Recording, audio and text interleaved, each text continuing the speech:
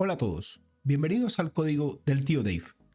En esta ocasión vamos a iniciar una nueva serie de videos que está estrechamente relacionada con temas que hemos discutido previamente en el canal. Sin embargo, considero que para comprender plenamente cómo y por qué funcionan algunas de las tecnologías que hemos explorado, es necesario adquirir un mayor conocimiento. En esta serie nos enfocaremos en Hibernate, y para no dilatar la presentación, comencemos.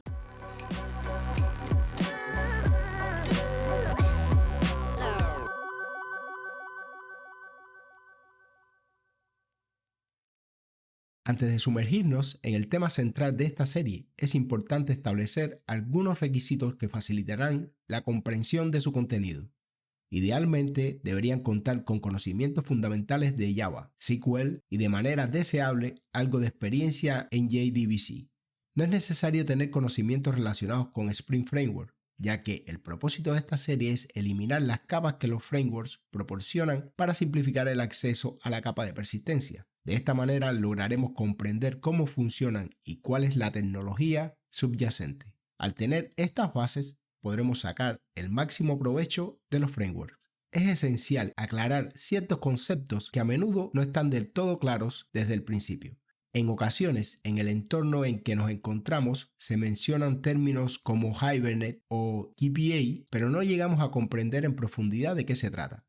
Comenzamos a trabajar, copiar y pegar código, repetir conceptos, pero nunca pasamos por el proceso de comprender verdaderamente lo que estamos haciendo. Todo lo que vamos a discutir en esta serie va a tener una base en la idea de ORM. ¿Qué significa Object Relational Mapping? Se trata de una técnica de programación que proporciona una capa que relaciona los datos de un modelo basado en objetos con las entidades o tablas en una base de datos relacional. En este contexto, nos enfocaremos exclusivamente en bases de datos relacionales. El concepto fundamental detrás de ORM es cómo los objetos se relacionan entre sí y cómo se representan estas relaciones como entidades en las bases de datos. ORM permite la interacción entre objetos y la base de datos de una manera más natural, similar a como lo haríamos en cualquier lenguaje de programación orientado a objetos, sin la necesidad constante de escribir consultas SQL manualmente. Ahora que hemos establecido una base, podemos adentrarnos en el tema de GPA. GPA es una especificación que define cómo las aplicaciones de Java pueden obtener persistencia de datos en bases de datos relacionales. Es muy común el uso de esta especificación a la hora de desarrollar aplicaciones que requieran de persistencia de datos. Todavía hay quienes nombran indistintamente GPA como Jakarta o Java Persistence API. El nombre nuevo lo obtuvo en 2019. Por temas legales había que dejar de utilizar Java como nombre, y esto coincidió con el lanzamiento de la nueva versión de la especificación, la 3.0. El cambio en el nombre no implicó una ruptura en el código. El código antiguo podía seguir siendo utilizado por la nueva versión. Esta es la documentación relacionada con la especificación. A lo largo de la serie es muy posible que hagamos referencia a la misma para subrayar algunos puntos en la implementación. Pero es eso, una especificación. Se necesita implementación para la misma. Y aquí es donde entra Hibernate. Muchos desarrolladores suelen hablar de GPA y de Hibernate como si fueran intercambiables, pero en realidad no lo son. GPA es la especificación, mientras que Hibernate es una implementación que debe cumplir con todos los requisitos establecidos por GPA. Existen varias implementaciones para GPA, cada una con sus propias ventajas y desventajas. Entre las implementaciones más populares se encuentran Eclipse Link y OpenGPA de Apache. La selección de Hibernate para esta serie no se basa en una comparación de características o rendimiento con otras implementaciones. En mi canal la mayoría de mis videos están relacionados con Spring Framework y este a su vez soporta tanto la integración con GPA como la integración nativa de Hibernate. Y ese es uno de los motivos. El otro es que sigue siendo la más popular. Repito, no quiere decir que sea la mejor opción. Otro concepto importante a mencionar es JDBC, que representa Java Database Connectivity. Se trata de una API que forma parte de Java Standard Edition y su función principal es permitir la conexión a sistemas de bases de datos y la ejecución de consultas a través del lenguaje SQL. JDBC es esencial para interactuar con bases de datos desde aplicaciones Java, ya que proporciona una interfaz estándar para comunicarse con sistemas de gestión de bases de datos. Esto facilita la creación de aplicaciones que requieren acceso a datos almacenados en bases de datos relacionales. SQL es uno de los requisitos para esta serie de videos. Si llegaron hasta acá, voy a asumir que saben de qué se trata. DBMS o Database Management System no es más que un sistema que nos permite interactuar con datos. Es una interfaz entre el usuario y la base de datos. A través de DBMS podemos manipular datos que se encuentran almacenados en una base de datos, así como la estructura de la misma. Veamos cómo se comporta JDBC. Con JDBC podemos acceder y actualizar datos en la base de datos directamente a través de consultas SQL, interactuando con el sistema de gestión de bases de datos. Por ejemplo, podemos ejecutar una instrucción SQL de insert en una tabla y luego realizar una actualización, un update, en la misma tabla. Es importante señalar que estas son dos consultas SQL independientes que afectan directamente a la base de datos. Ahora, en el caso de GPA, trabajamos con representaciones de registros en nuestras tablas. Podemos crear instancias de estas representaciones, modificar sus atributos y al final hacer la actualización en la base de datos. Aquí es donde entra en juego el concepto de contexto de persistencia. El contexto de persistencia se puede ver como un entorno en el que solo existen entidades que son representaciones de las filas de las tablas en una base de datos. En este contexto podemos realizar cambios en las entidades, como crear nuevas instancias o modificar las existentes. Sin embargo, estos cambios no se reflejan inmediatamente en la base de datos. En lugar de eso, al finalizar todas las operaciones dentro del contexto de persistencia, se sincronizan con la base de datos en una sola transacción. Por lo tanto, cuando realizamos un insert y un update en un objeto dentro del contexto de persistencia, voy a llamarle insert y update, pero no es eso lo que ocurre realmente dentro de este contexto. Es solo para explicarme. Al finalizar esa transacción, se reflejarán en la base de datos como si se hubiera realizado una única operación de inserción con los datos actualizados del objeto. Este enfoque brinda una abstracción más orientada a objetos para trabajar con la base de datos y simplifica la gestión de transacciones y la coherencia de los datos. Es importante tener en cuenta que GPA no es la solución para todos los casos. Lo ideal es mantener el contexto de persistencia lo más limpio y despejado posible, ya que el mecanismo de mantener un seguimiento constante de todos los posibles cambios en los elementos dentro de este contexto de persistencia resulta costoso en términos de rendimiento y complejidad. La elección de utilizar GPA en lugar de otras formas de acceso a bases de datos dependerá de la necesidad específica de tu caso. Debes considerar aspectos como el rendimiento, la complejidad del proyecto y los requisitos particulares de persistencia de datos a la hora de tomar esta decisión. GPA es una herramienta poderosa para muchas aplicaciones, pero no es la mejor solución en todos los escenarios.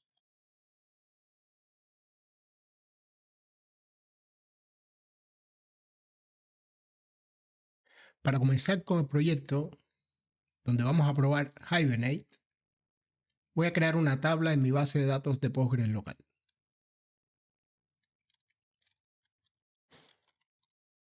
El nombre de la tabla es Student.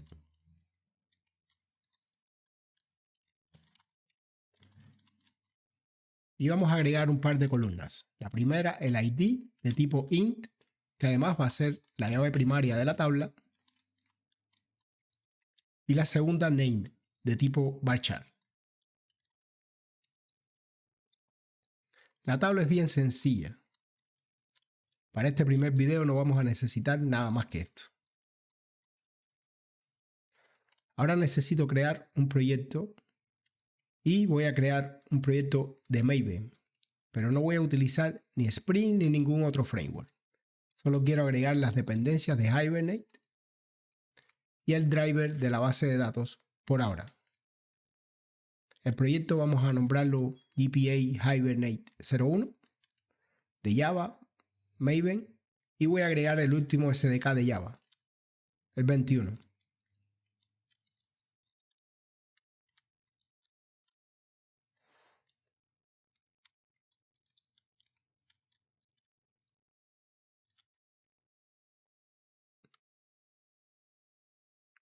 Y creamos el proyecto.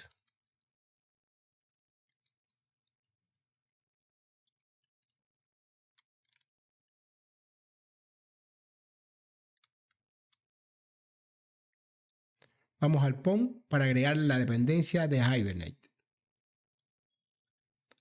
Actualmente observo que muchos desarrolladores utilizan Spring Data GPA, pero carecen de un conocimiento profundo de lo que se encuentra detrás de esta abstracción. Por eso es que vamos a crear un proyecto únicamente con las bibliotecas esenciales mínimas para que Hibernate funcione. La versión de Hibernate actualmente es la 6.3.1 Final. Voy a eliminar para este caso el tipo de la dependencia. Algo más que vamos a necesitar es el driver para la conexión en la base de datos.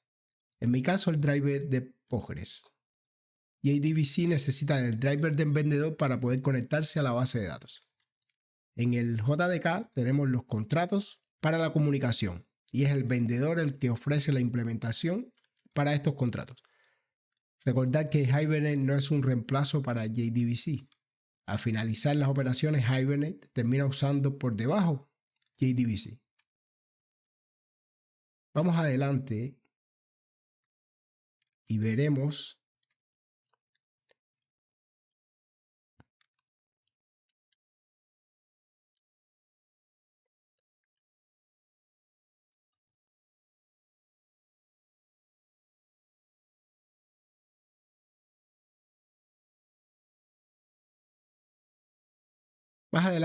otra dependencia que vamos a agregar. Por ahora vamos a dejarlo así. Ahora necesitamos poder configurar Hibernate. Para esto hay dos vías. Vamos a ver las dos vías hoy y ustedes pueden escoger la que más les agrade. También pueden estar trabajando en un proyecto con Hibernate y van a poder reconocer cualquiera de estas dos vías. Comencemos con la más antigua, utilizando el archivo persistence.xml. Para poder utilizar este archivo hay que agregarlo dentro de la carpeta metainf que se encuentra dentro de resource. Tengo un par de plantillas para estos archivos.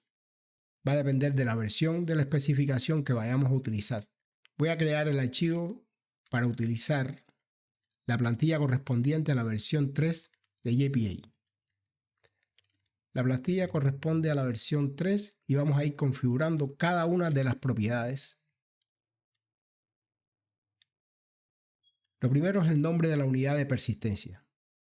Voy a dejarla en myPersistence.Unit y la unidad de persistencia es lo más importante y debe tener un nombre único para el caso en que tengas varias unidades de persistencia, aunque en general solemos tener una sola. Hay que además especificar el transaction type y acá tenemos dos opciones, JTA y Resource Local. JTA seleccionamos cuando en la aplicación es el servidor de aplicaciones el encargado de manejar las transacciones. Para nuestro caso vamos a utilizar Resource Local.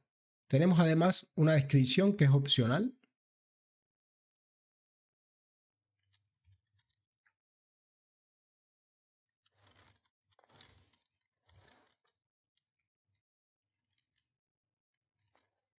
Ahora especificamos la implementación del proveedor de persistencia.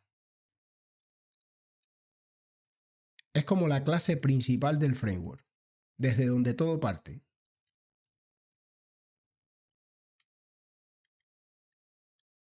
Para este caso, la clase es Hibernate Persistence Provider, que se encuentra en org Hibernate JPA.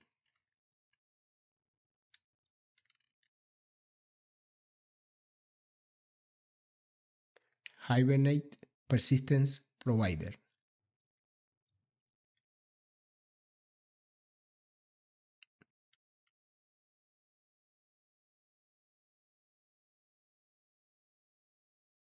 El exclude unlisted classes se puede utilizar para reconocer entidades que no sean explícitamente listadas para ser manejadas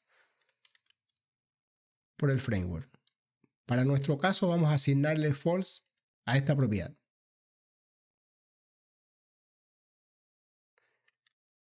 Ya que no vamos a ir especificando entidad por entidad en este archivo. Para esto, habría que agregar secciones class para cada una de las entidades.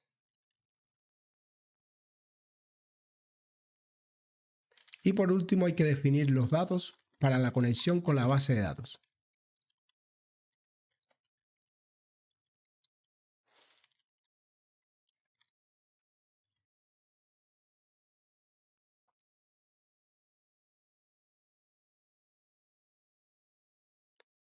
Primero definimos el driver, que es Jakarta Persistence JDBC Driver.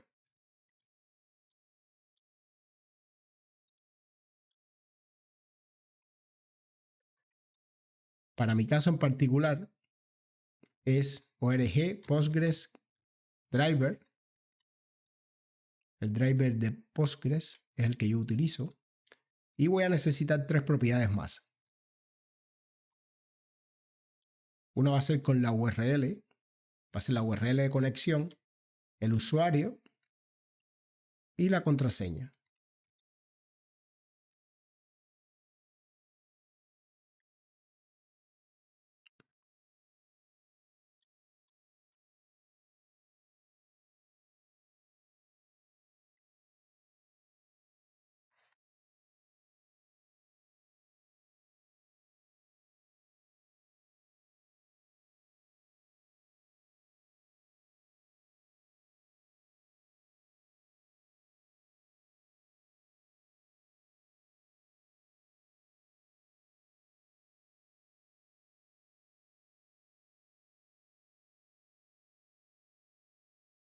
Ahora vamos a la clase main para comenzar a utilizar el framework.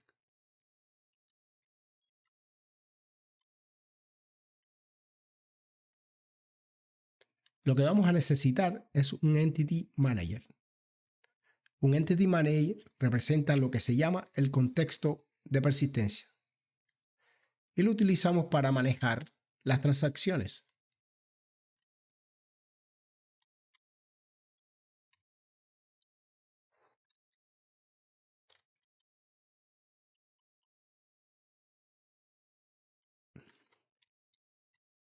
Con la clase Entity Manager vamos a poder realizar operaciones sobre el contexto de persistencia.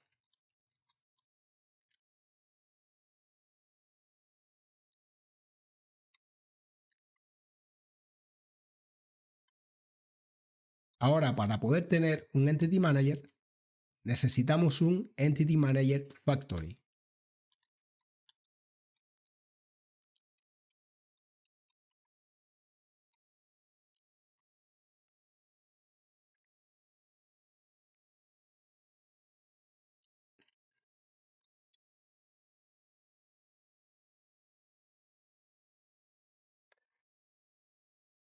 Con el método createEntityManager vamos a tener acceso al contexto.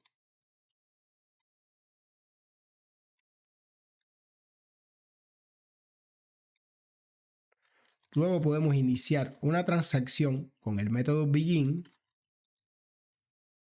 realizar varias operaciones sobre el contexto y finalizamos la transacción con el método commit. La transacción debe ser cerrada. Por suerte, la implementación de Entity Manager Factory que vamos a tener debe implementar la interfaz AutoClosable, por lo que podemos utilizar el Try with Resources de Java. Ya que una vez cerrada la Entity Manager Factory, todas las Entity Manager creadas con la misma van a ser cerradas. Usamos la clase Persistence y el método createEntityManager Factory. Debemos pasarle el nombre de la unidad de persistencia. Voy a copiar el nombre desde el archivo de configuración my persistence unit.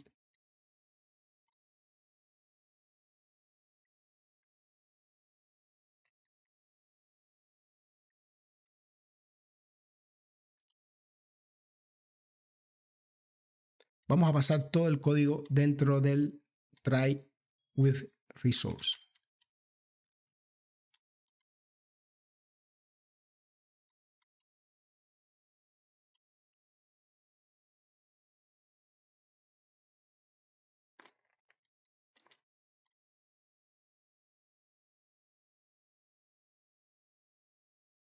Voy a ejecutar la aplicación para ver si hay algún error de configuración.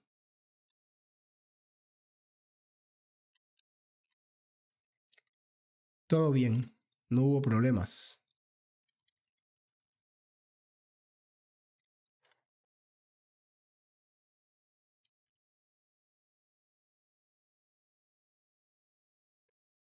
Como ven, no hubo cambios en la base de datos, solo abrimos y cerramos el contexto. Acá tenemos la tabla student con el ID y con el nombre. Vamos ahora a crear una clase que represente la estructura de esta tabla. Creamos la clase student dentro del paquete entities. Recordemos que dentro del contexto de persistencia vamos a tener solo entidades. Por tanto, hay que tener la forma de marcar estas clases como entidades. Para eso está la anotación entity. Varias de estas anotaciones que vamos a utilizar son del paquete Jakarta. Al igual que la anotación entity, es requerido que una entidad tenga un ID. Esto lo definimos con la anotación ID. El ID puede ser compuesto por varios campos, pero eso lo veremos en un video solo relacionado con entidades. La entidad student va a tener entonces un ID y un name. Estas propiedades que representan las columnas que tiene la tabla student. Agregamos los métodos getter y setter para ambas propiedades. Y voy a sobreescribir el método toString por si más adelante deseo imprimir la información de un estudiante. Y bueno, con esto tenemos la clase que va a representar nuestra tabla student. Vamos ahora otra vez al método main y vamos a crear una instancia de student.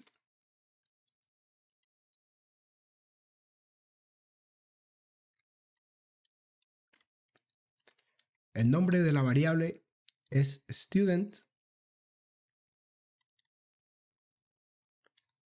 El ID 1 y el nombre Uncle Dave Code.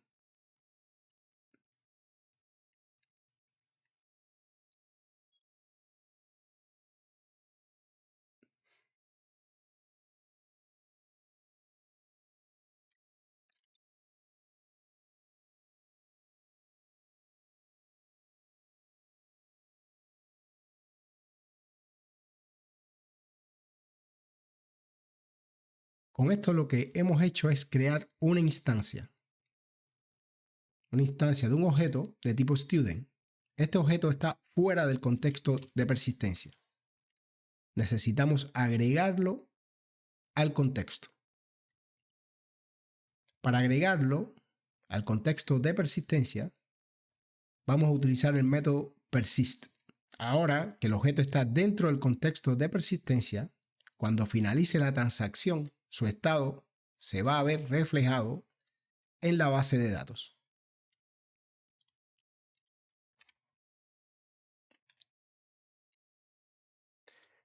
Cuando se invoque el método commit, se va a producir el insert de este objeto hacia la base de datos. Si comentamos el commit y ejecutamos la aplicación,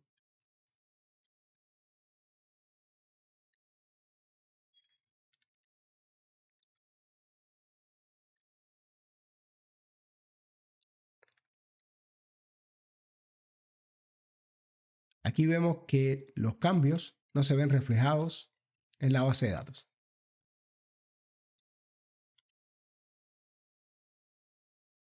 Es necesario entender que el persist de por sí solo agrega la entidad dentro del contexto de persistencia, pero no se hace ningún cambio en la base de datos hasta que no finaliza la transacción.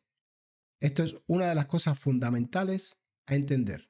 Cuando se ejecuta el commit, en este caso, como es una nueva entidad, se va a producir un insert en la tabla student.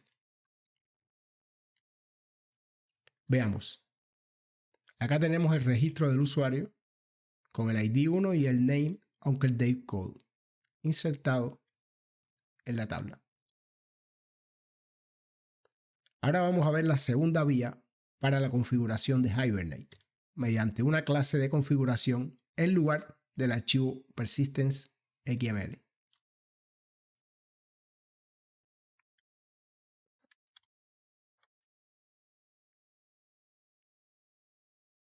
La clase MyPersistenceUnitInfo voy a crearla dentro del paquete config .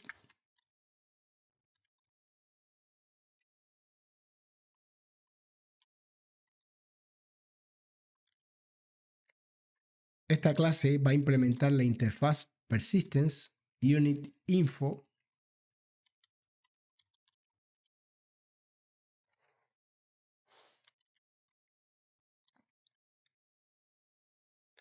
Son varios los métodos que tenemos que implementar, pero solo vamos a implementar los necesarios, así que no se asusten. Tomando la información que ya tenemos en el archivo de configuración, comenzamos con el nombre de la unidad de persistencia, MyPersistence.Unit.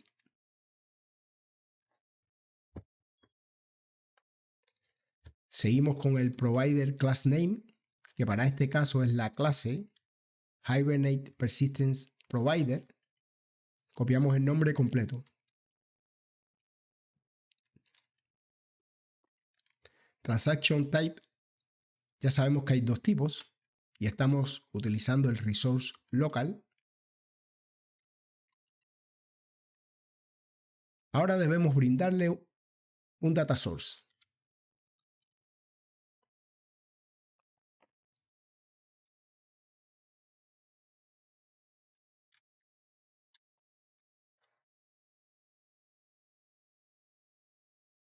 Hibernate utiliza por defecto Data Source Connection Provider.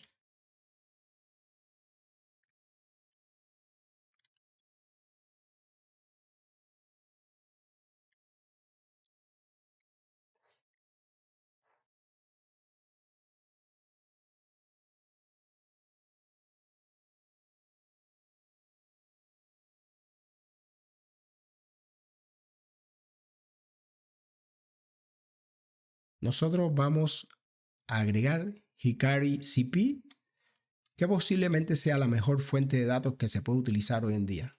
Ha sido adoptada por varios frameworks, incluyendo Spring como el data source por defecto. Así que vamos a agregar la dependencia de Maven de Hikari.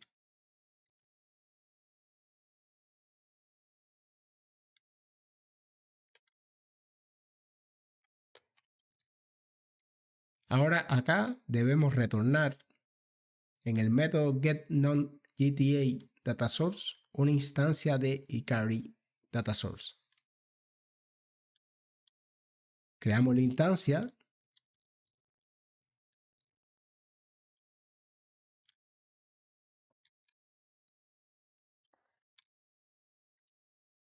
y vamos a pasarle la URL de conexión a la base de datos de Postgres .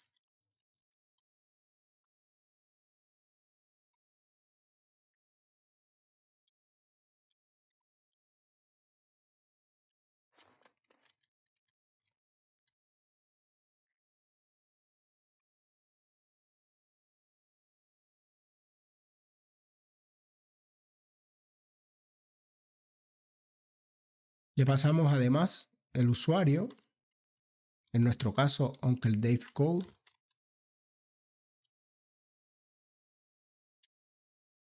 y la contraseña.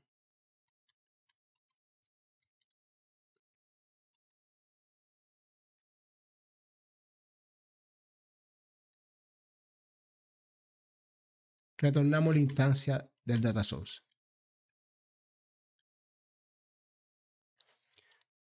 Cuando el exclude unlisted classes esté en true, debemos listar las clases que van a ser manejadas por el proveedor de persistencia. Podríamos agregar la clase student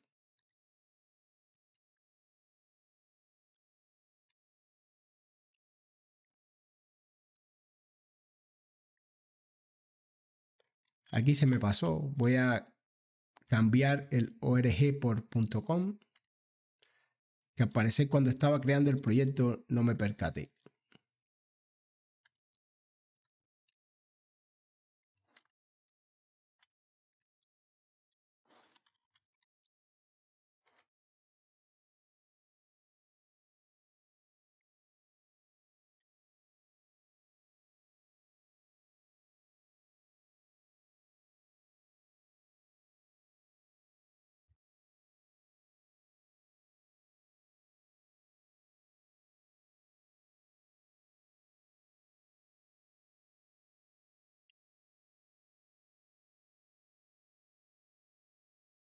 Ahora que ya tenemos la clase, vamos a obtener un Entity Manager Factory, pero esta vez a partir de la misma, la clase que recién creamos, no a partir del archivo XML.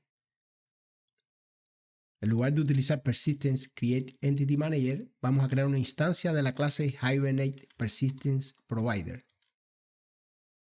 e invocar el método Create Container Entity Manager Factory, donde le pasamos una instancia de MyPersistence Unit y el segundo parámetro es un mapa con propiedades.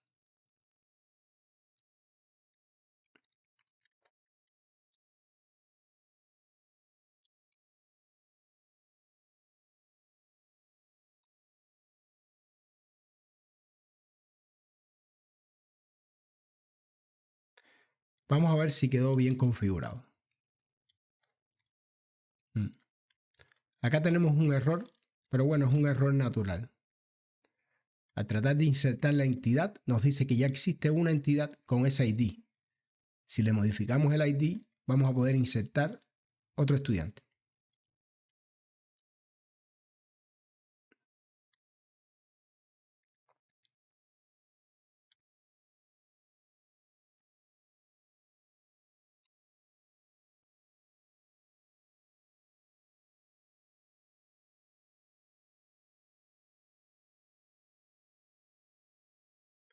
Revisando la tabla vemos los dos registros.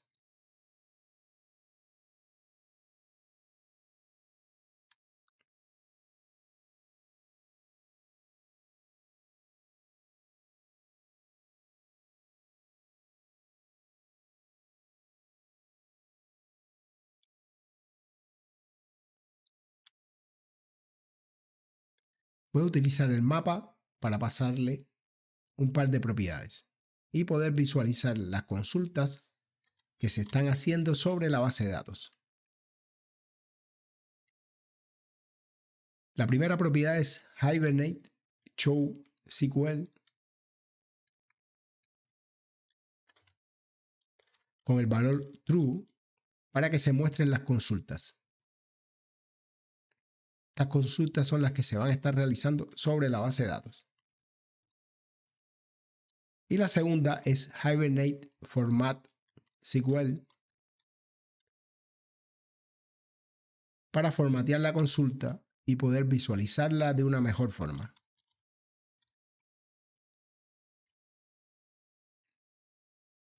Voy a eliminar ambos estudiantes para ver el log de las consultas que se realizan sobre la base de datos y puedan ir entendiendo cuándo es que se accede a la misma.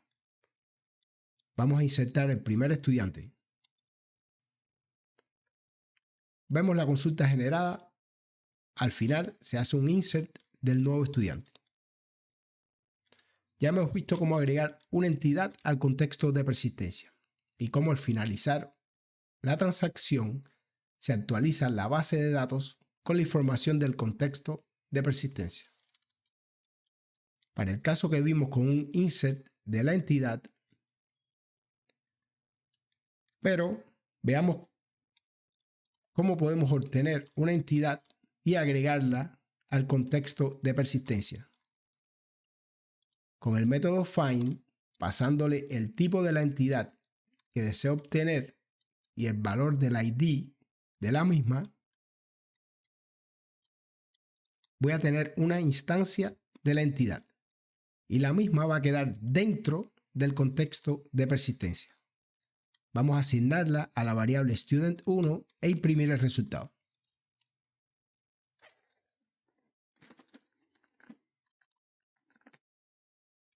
Ahora vamos a poder obtener una instancia del objeto de tipo student a partir de un registro en la tabla student que tenga el ID 1.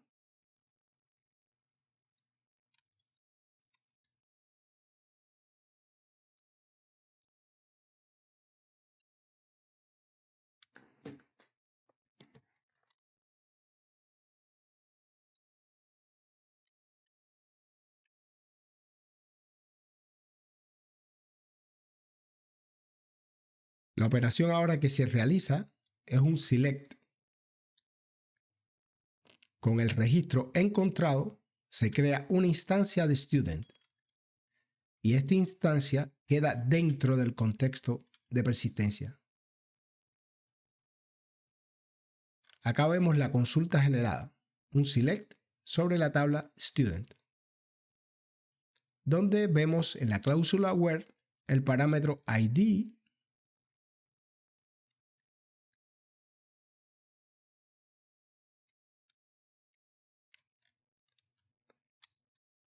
Ahora, ¿qué creen que pase si yo modifico el nombre de student 1 antes de finalizar la transacción?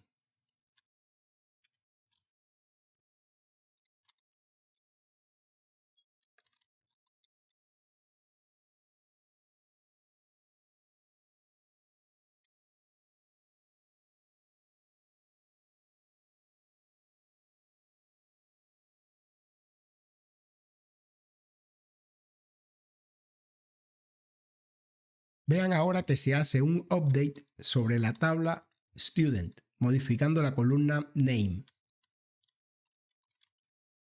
Previamente se había hecho el select. Vemos que se modificó el registro en la tabla.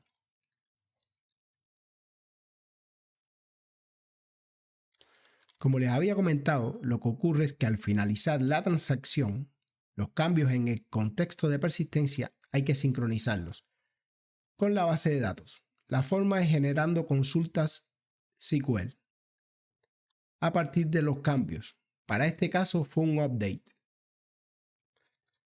Vamos a dejarlo como estaba hasta este momento para demostrarles otro tema. Vimos que con el find se hace un select sobre la base de datos. ¿Qué pasa si ejecuto dos veces un find para obtener la misma entidad? Es decir, la misma entidad con el ID 1.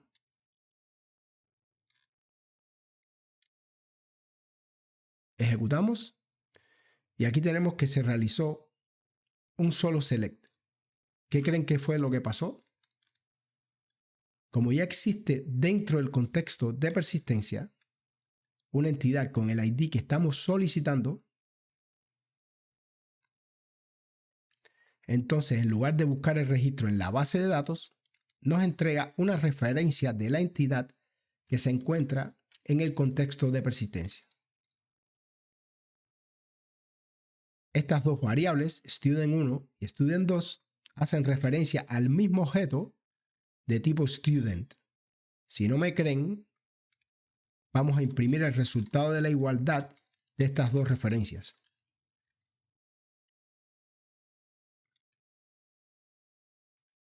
El resultado es true. Ambas referencias apuntan al mismo objeto en memoria. Con el segundo find, al encontrar la entidad en el contexto de persistencia, entregamos esta entidad en lugar de volver a realizar otra consulta a la base de datos.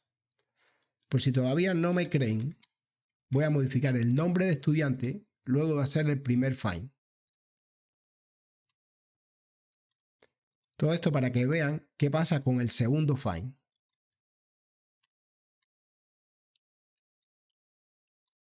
Vamos a poner un breakpoint para revisar paso a paso.